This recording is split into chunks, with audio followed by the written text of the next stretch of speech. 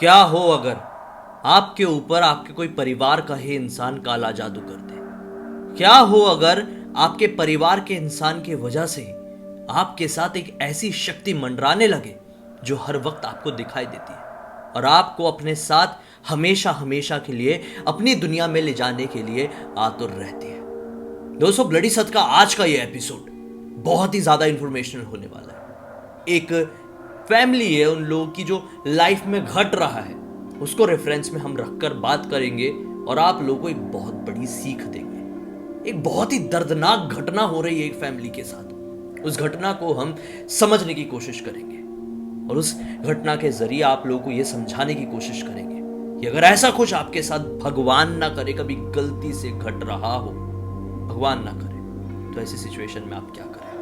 क्योंकि ये ऐसी अजीबो गरीब चीज होती है ना कि इसका इलाज मेडिकल साइंस के पास नहीं होता है और चाहे आप कितनी भी कोशिश कर ले दुनिया में ढूंढने की, इसका इलाज आपको नहीं मिल पाता है। अंकिता का परिवार उड़ीसा के जगन्नाथपुरी का रहने वाला। यह कह लो कि इस परिवार का हर एक सदस्य भगवान जगन्नाथ का बहुत बड़ा भक्त। इन लोगों ने बचपन से, जब से पैदा हुए ना, मतलब छोटे से थे तब से, जब से होश संभाले तब से भगवान जगन्नाथ की ही पूजा अर्चना करना जाने, बहुत भक्ति भाव में लीन रहते। यहां तक कि अंकिता के पिताजी जगन्नाथ भगवान के मंदिर में सेवा देते थे एक टाइम। जी हाँ। तो जो इनकी वाइफ थी यानी कि अंकिता की मम्मी, इनकी ना काफी समय से तबीयत खराब चल रही थी, काफी समय से।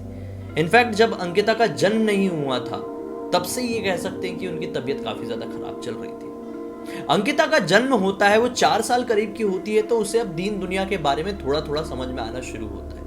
वो समझने लगती है कि मेरी मम्मी की काफी ज्यादा तबीयत खराब रहती है और खासकर किडनी की प्रॉब्लम है मेरी मम्मी को। सन 2010 में उसकी मम्मी का जो किडनी थी वो ट्रांसप्लांट होती है। 2010 के बाद उनकी जिंदगी मानो कि आम सी हो जाती है, सब कुछ ठीक होने लगता है। लेकिन सन 2018 में उनके परिवार के ऊपर फिर से दुखों के पहाड़ टूटने लगते हैं। अचानक से उनकी तबीयत फिर से खराब होने लगती है। बिना मतलब के ही उन्हें मतलब फीवर आ जाता था, घर पे आराम से बैठी है वो बहुत ज्यादा सीरियस हो जाती थी।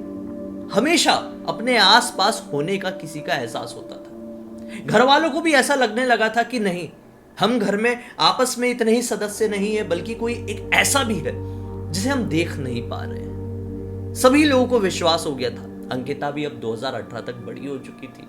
अंकिता के पिताजी भी समझने लगे थे और भी जो कोई फैमिली में रहा होगा वो सब लोग ये समझने लगे थे कि किसी ना किसी की प्रेजेंस है और वो एक नेगेटिव एनर्जी है। लेकिन अंकिता की मम्मी, जो कि इतने सालों से बीमार थी, वो केवल अपनी बीमारी का कारण अपने मतलब समझ लो हेल्थ को ही समझती थी। वो हमेशा फील करती थी कि मेरे इर्द गिर्द कोई है जो दिखाई नहीं दे रहा है, लेकिन फिर भी वो ना जाने क्यों हमेशा इग्नोर कर देती थी। ऐसा शो करने की कोशिश करती थी कि ये वहम है। जब तबीयत जरूरत से ज्यादा खराब होने लगी तो लोगों ने सलाह दी, ये काम करो, आप बाहर जाओ और बाहर जाकर बड़े शहर में अपना इलाज करो। तो लोग डिसाइड करते हैं कि हम हैदराबाद जाएंगे और वहां पे एक बड़ा हॉस्पिटल है, वहां पर इलाज कराएंगे। अंकिता अभी इसके क्लास 8 चल रहा था, 2018 की बात है। इसे क्लास 8 के ना जो आखिरी वाला एग्जाम होता है ना, फाइनल एग्जाम, उसकी डेट आ जाती है। इसके एग्जाम की डेट थी और यहाँ पे मम्मी की तबीयत काफी ज्यादा खराब।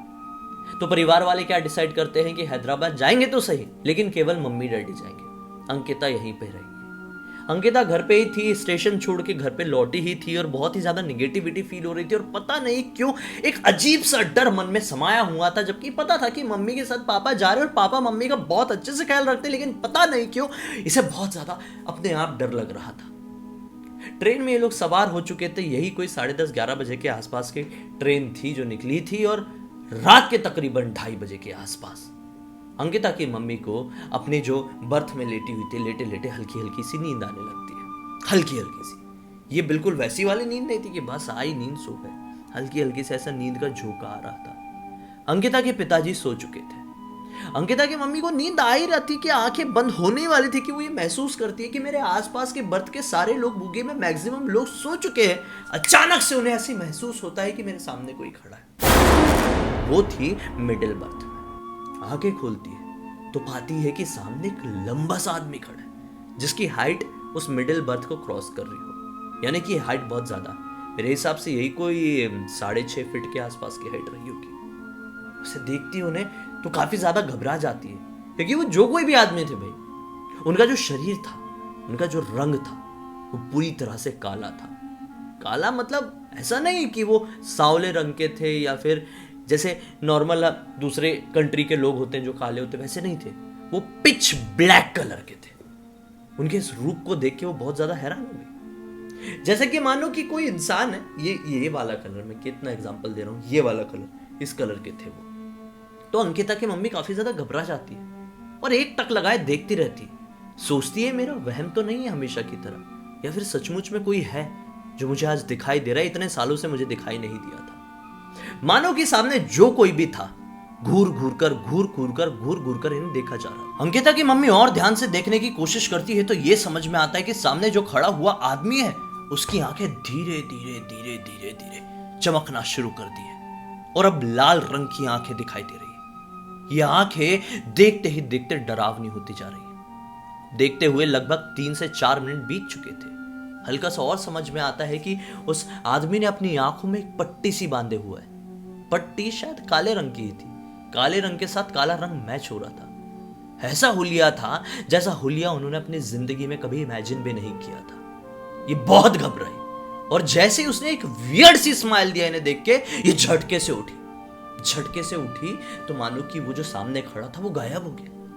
झटके से उठकर इन्होंने तुरंत अपने हस्बैंड को उठाई कि उठिए, देखिए यहाँ पर खड़े होकर मुझे कोई घूर रहा था। वो भी हड़बड़ा के उठे और इधर उधर देखने की कोशिश करने लगे, लेकिन कोई भी उन्हें दिखाई नहीं दिया।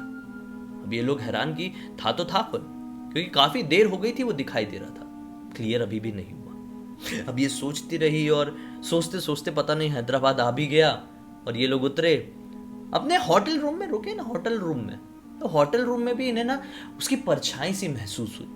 मतलब बार बार अब वो प्रेजेंट समझ में आ रही थी और कई बार ये अपने होटल रूम के वॉशरूम भी जा रही थी ना, तो वॉशरूम में भी ऐसा लगता था कि वो खड़ा हुआ है। वॉशरूम का दरवाजा खोलने से पहले ऐसा लगता था कि वो खड़ा है वॉशरूम के अंदर, और फिर जब वापस से पूरा एंटर करो वॉशरूम में तो फिर वो गायब हो जाता था। मतलब ये था क्या, ये वहम था या फिर कोई भूत, इनको समझ में नहीं आ रहा था। ये सीधे अपनी बहन को फोन लगाती है और बहन से बात करती है कि ऐसा क्यों हो रहा है। बहन दरअसल एक अंकल जी को जानती थी, जो अंकल जी साइकिक थे। कौन थे?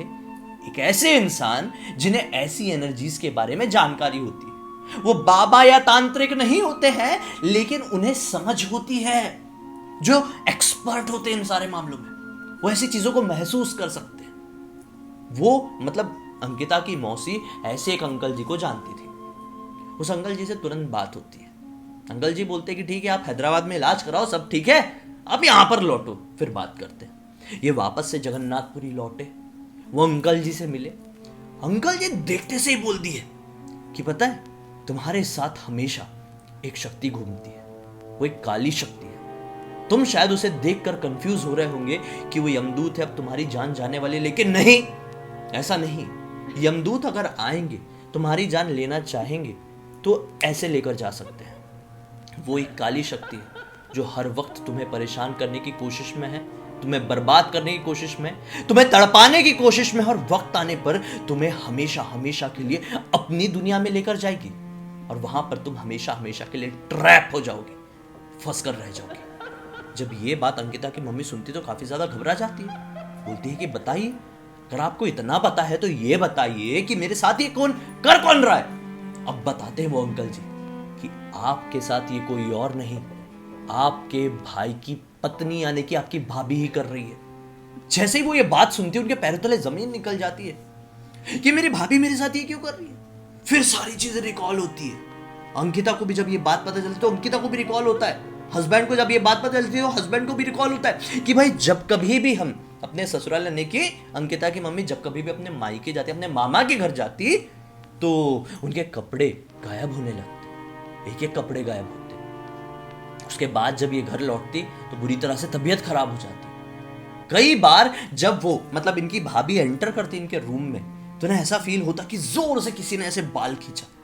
मतलब एक तरह की शारीरिक प्रताड़ना इनको झेलनी पड़ती थी केवल अपनी भाभी को सामने देखकर।